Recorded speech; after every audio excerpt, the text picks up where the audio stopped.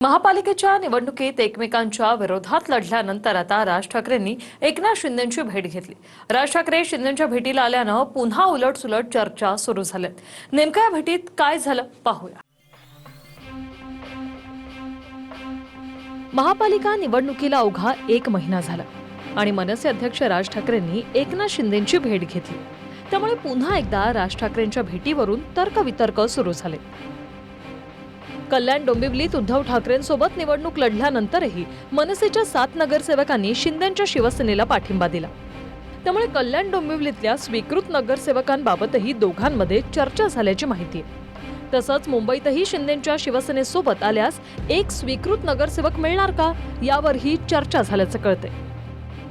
काही नाही बघत त्यांचं जर काम असेल आणि उपमुख्यमंत्री म्हणून ते काम करतायत आणि ते जात असेल तर त्यांचं काय काम होते ते आम्हाला कुठे माहिती आहे।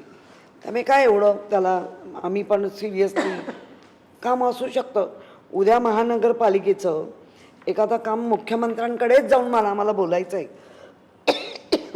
आणि मुख्यमंत्र्यांकडनंच महापालिकेच्या काही गोष्टी ना तर आम्ही जाणार किंवा जाऊ शकतो किंवा आमच्या पक्षप्रमाणे करू शकतो।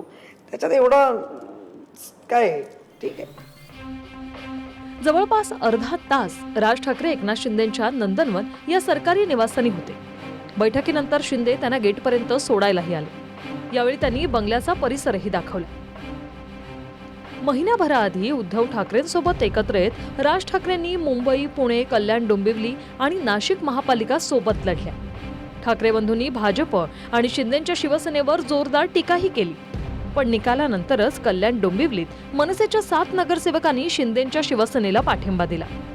कल्याणमध्ये मनसे शिंदेंच्या सोबत गेल्यानं ठाकरेंच्या शिवसेनेनं नाराजी व्यक्त केली होती।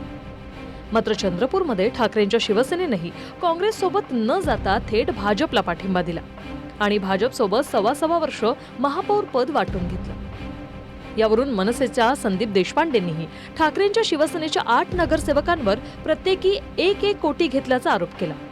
ठाकरेंच्या शिवसेनेचे संजय राऊत आणि मनसेच्या संदीप देशपांडेंमध्ये टोकाची टीका सुरू झाली।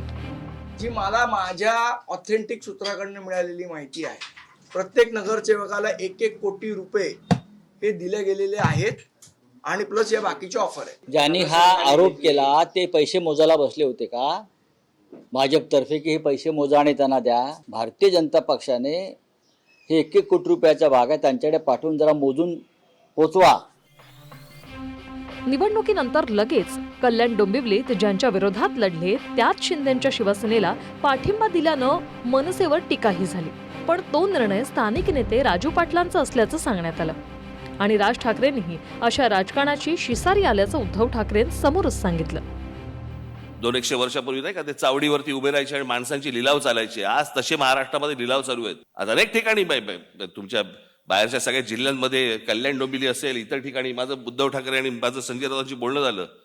शिसारी आली, शिसारी ज्याला व्यथित व्हायला म्हणतो ना आपण, की काय चालू आहे, कुठे नेतोय आपण। पण आता अचानक राज ठाकरे एकनाथ शिंदेंच्याच भेटीला आले। त्यामुळे नेमकी भेट कशासाठी होती? वेगळी काही समीकरणं भविष्यातही दिसतील का हे येत्या काळात दिसेल। गिरीश गायकवाड, TV9 मराठी, मुंबई।